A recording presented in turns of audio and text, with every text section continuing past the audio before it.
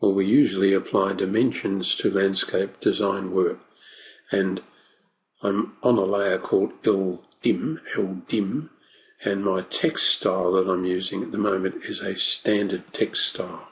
Because the design is full size, I can pick from, say, the dimension toolbar, a linear dimension, and then I can come across and say I'm going to jump to the end point of the inner part of the design and to the inner part here, and just move up, and there's our dimension 5504. And if I repeat that and jump to the outer part of the wall, and over here I can put another dimension directly above it, and I get 5504 for one of them, for the inner one, and 5724 for the outer one.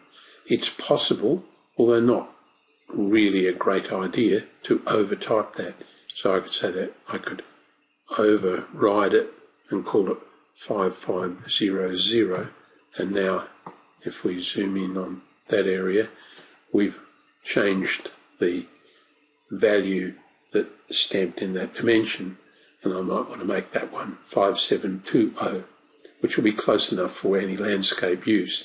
So the dimensions that you see there are inheriting the colour of the layer and are being drawn with the standard dimension style. And if I come into dimensions and look at dimension style, click on standard, and then we can look at the settings for the geometry. The arrow size is 75, the text size 30, and text height 75. This is a design for the metric area.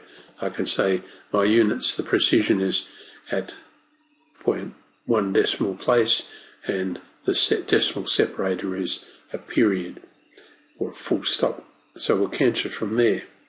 But when it comes to this sort of raised lily, contemplative lily ponds, if you like, that are in this contemplative area, and there's an ornamental pool at the end, when it comes to those, if we apply the standard dimension style to the width there, it sort of works reasonably well, but gets very awkward when we come here. 52 is the thickness of that concrete raised container there.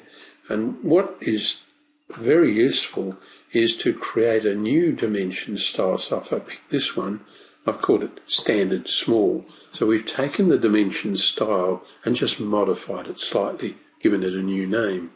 So we can again go to dimensions and dimension styles, and we'll go to the list, pick standard small as distinct from standard, and just have a look at the geometry. So here we've gone to an arrow size of 50, the text is 50, and so on.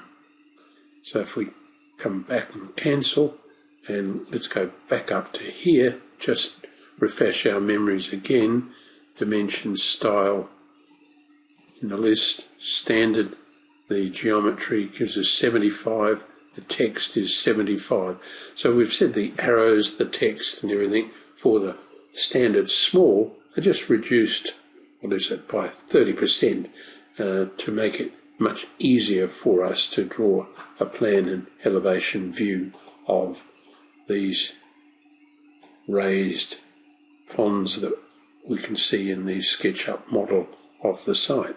So managing your dimensions in a design is quite important. You can control the visibility of those dimensions in layout sheets, in floating viewports in layout if you need to.